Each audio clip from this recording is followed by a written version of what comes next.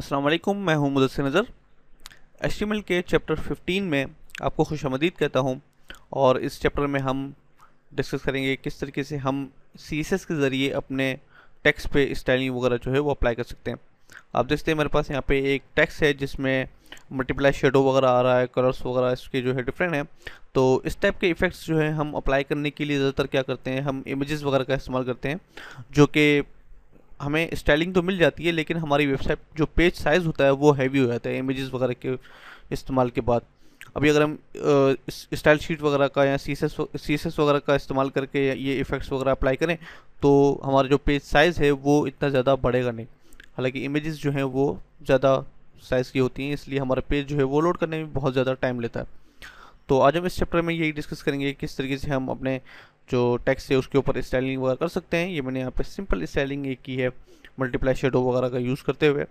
तो बढ़ते हैं हमारे ट्यूटोरियल की जानिब। मैं यहाँ पे कोड एडिटर जो है वो ओपन कर लेता हूँ और बल्कि इसको थोड़ा सा जूम कर देता हूँ ताकि आपको ईजिली नज़र आए। मैं यहाँ पे एक नई फाइल बना लेता हूँ HTML की,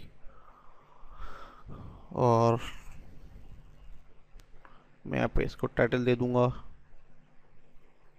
टेक्स्ट इफेक्ट्स, और मैं इसको सेव कर देता हूँ चैप्टर 15 में index.html।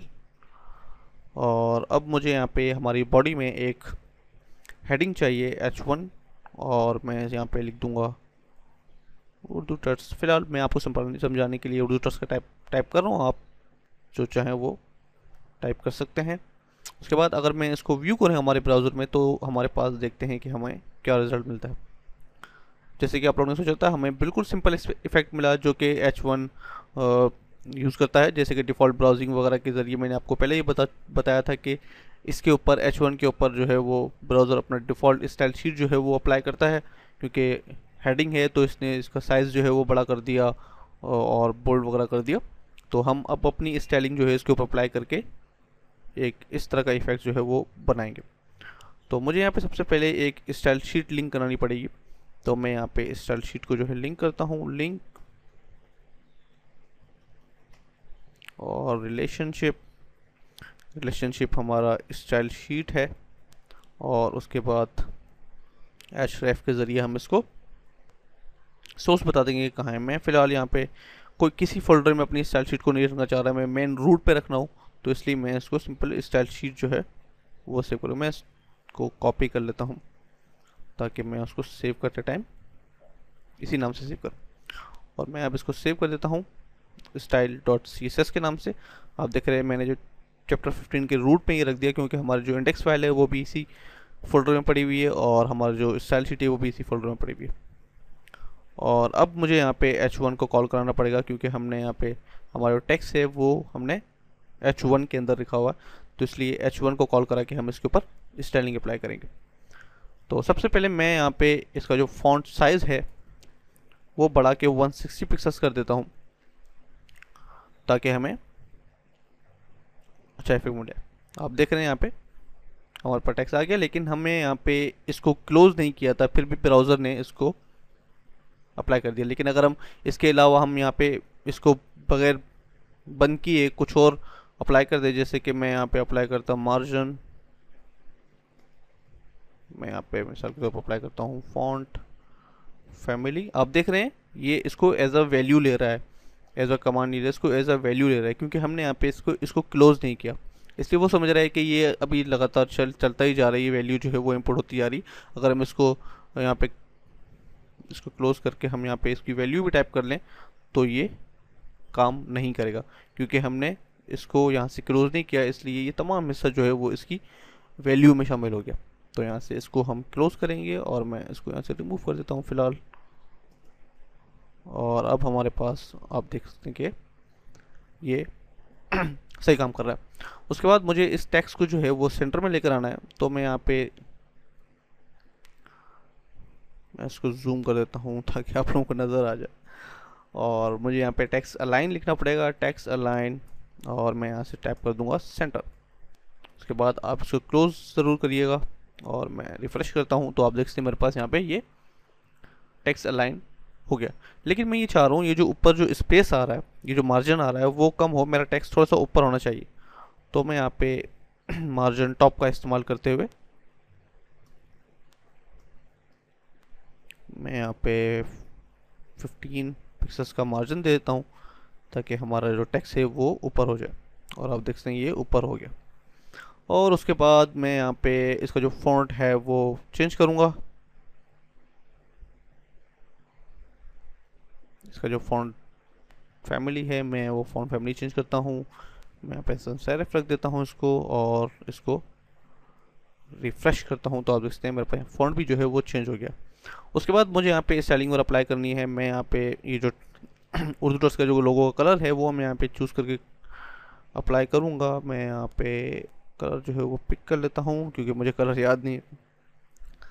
और अब मुझे यहाँ पे लिखना है कलर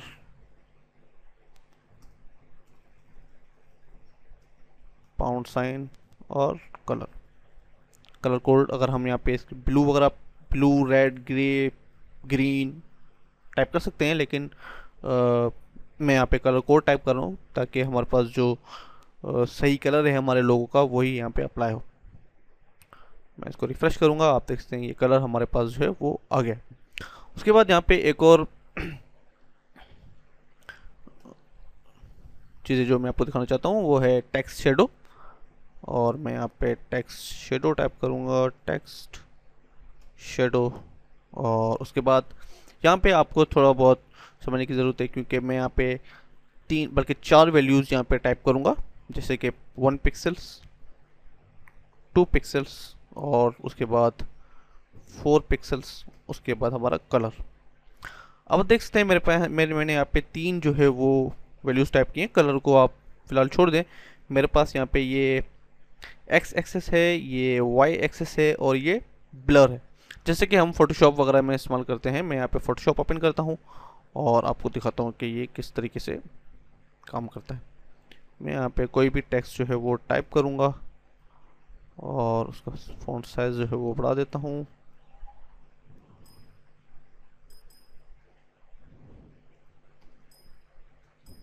चलो जी, एरियल। और अब अगर मैं यहाँ पे जो है शेडो अप्लाई करूँ, आप देख सकते हैं हमारे पास यहाँ पे ये एंगल जो है हमें दिया गया है। मैं इसको अगर यहाँ से मूव करता हूँ तो हमारा शेडो जो है वो दोनों तरफ मूव करता है। ये एक्सेस एक्सेस और वाई एक्सेस का चक्कर है। आपने अगर 3D मैक्स सॉफ्टवेयर जो है वो अगर देखा हो तो उसमें आपको ऊपर से दिखाया जाता है एक व्यू, लेफ़्ट से राइट से अप डाउन, तमाम जो है ये आपको 4 व्यूज़ जो हैं वो दिखाए जाते हैं। लेकिन एक्स एक्सेस और वाई एक्सेस पे ये काम करता है। उसके अलावा हमारे पास यहाँ पे ब्लर वगैरह भी है। आप देख सकते हैं यहाँ पे साइज़ में अगर इसका बढ़ा दूँ तो आप देख रहे हैं हमारे पास यहाँ पे ब्लर अप्लाई हो रहा है। तो हम CSS में 3 वैल्यूज़ का इस्तेमाल करते हैं, एक्स एक्सेस, वाई एक्सेस और ब्लर का। तो यही 3 वैल्यूज़ इस्तेमाल करते हुए हम यहाँ पे इसका जो इफेक्ट है वो अप्लाई करेंगे। और देख सकते हैं मैंने यहाँ पे 1 पिक्सल एक्स एक्सेस और 2 पिक्सल वाई, 4 पिक्सल ब्लर दिया है। तो मैं यहाँ पे इसको रिफ्रेश करके देखता हूँ कि हमारे पास एक्चुअली क्या इफेक्ट आ रहा है।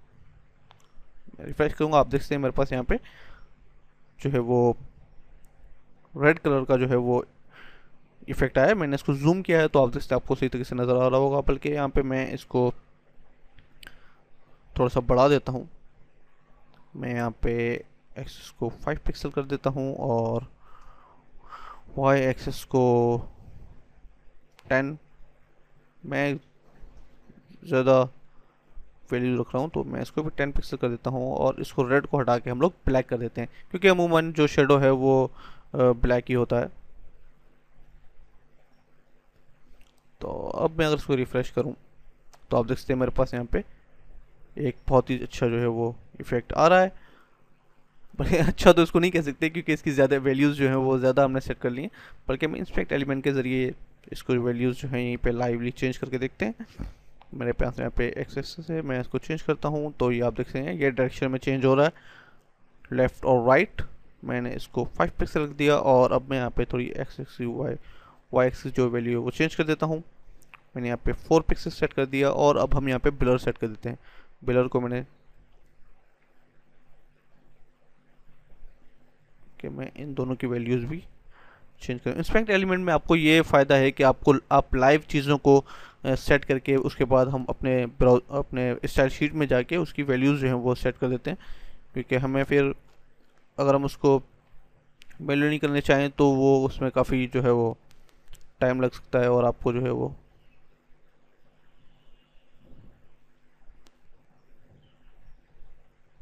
चलें जी 3 2 3। अब मैं यहाँ पे चेंज कर देता हूँ 3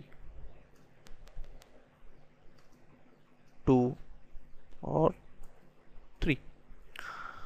लेकिन अब मैं यहाँ पे मल्टीप्लाई शेडो का इस्तेमाल करूँगा। जैसे कि आप देख सकते हैं मैंने यहाँ पे सैम्पल में मल्टीप्लाई शेडो का इस्तेमाल किया हुआ है। तो सबसे पहले मैं यहाँ पे बॉडी को जो है वो कलर अप्लाई कर देता हूँ। मैं यहाँ पे टैप करूँगा बॉडी और उसके बाद बैकग्राउंड